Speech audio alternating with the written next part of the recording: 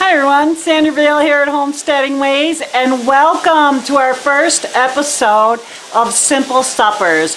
This is a cooking series on easy to make dinners, whether they're simple ingredients or less steps or inexpensive or whatever, because those all fall into the simple category as far as I'm concerned.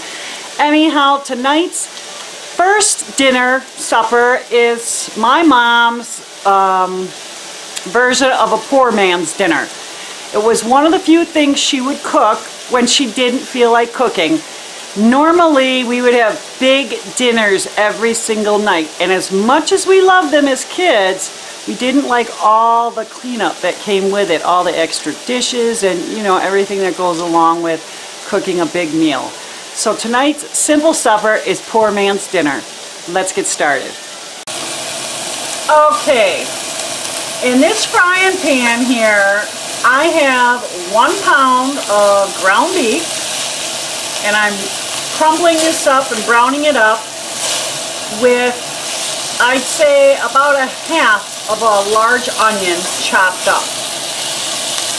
And then here, in this pot, I have the water going almost ready to boil, because in there we are going to put egg noodles. Now, you can use whatever type of egg noodles you like. I just happen to like the extra wide kind.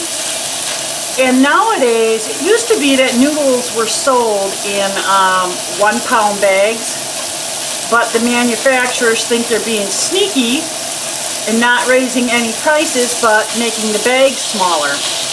So a lot of the bags are now 12 ounces. If you should be lucky enough to get a 1 pound bag, don't use the whole thing. Just take, 2-3 handfuls of noodles out. Okay, I got a lid on here to get it to boil a little bit quicker, and I did salt the water, but I was not liking that plastic spatula. So I want to use this metal one, and it won't hurt this pan. This is a really kind of unique frying pan. It's called the Rock, I think, and it's, I don't know, made of some kind of rock substance or rock-like substance.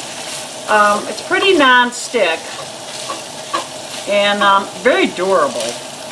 And we do have a lot of different cookwares, especially frying pans.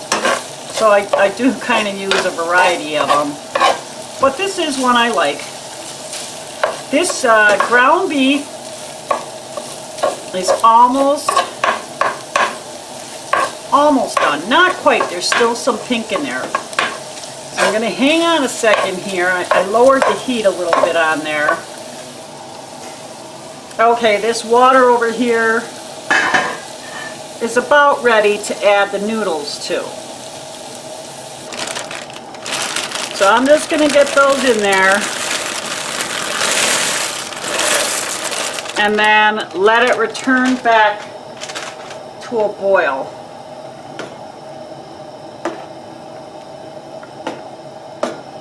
And then here in this pan, I am going to be adding, this was a large green pepper, so I didn't cut up the whole thing. I'd say a little over half. And I chopped the pieces pretty big. So we're going to put that in there now. I don't like putting it in when the hamburger is first starting to fry, because I don't want the peppers to get mushy. So I usually will wait until, the hamburger is 2/3, 3/4 almost cooked through, and that's when I'll add the peppers. So then they have a great color, but they still have a little bit of firmness left to them. Okay, I put the lid on the pot because I needed it to boil a little bit quicker than it was. And I mixed this around a little bit here. And then I'm going to put the lid on that as well. But my heat's on really low, because I just want to get these peppers a little bit warmed up while the meat is finishing to cook. Okay, these noodles look like they're just about done, so I'm going to take them off the heat and I'm going to drain them. But I'm not going to rinse them. Just drain them, and that's it.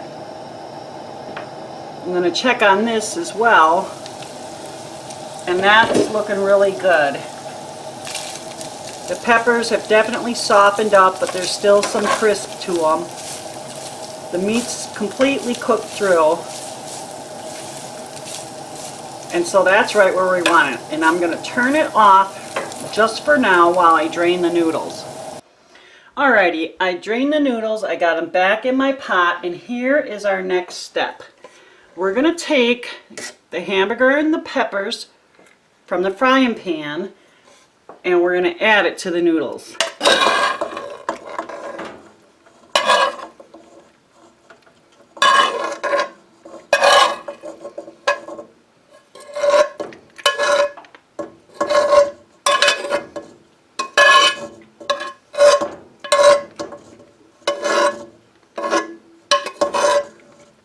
Now if you used a little bit higher fat of hamburger, then you may want to drain your hamburger before you get to this step.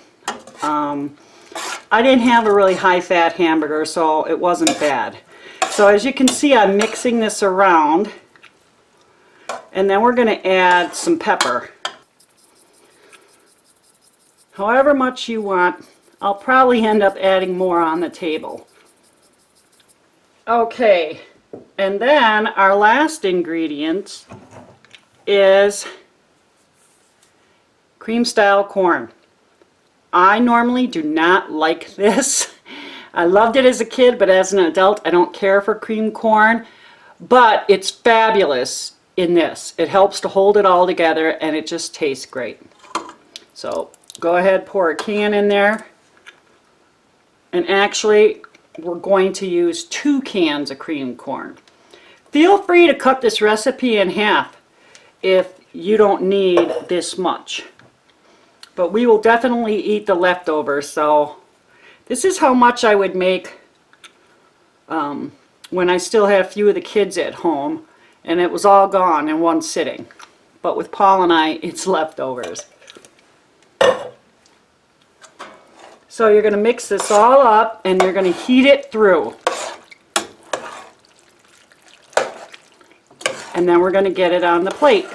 Okay, well, it's all plated up and ready to eat.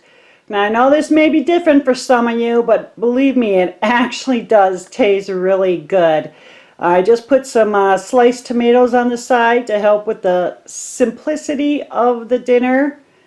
So I know this is going to be good eating. I hope you guys enjoyed the video. Please let me know down in comments if you liked it or not. And I'm really looking forward to the rest of these videos in this 8-week series. Thanks for watching. It was nice talking to you. And you take care.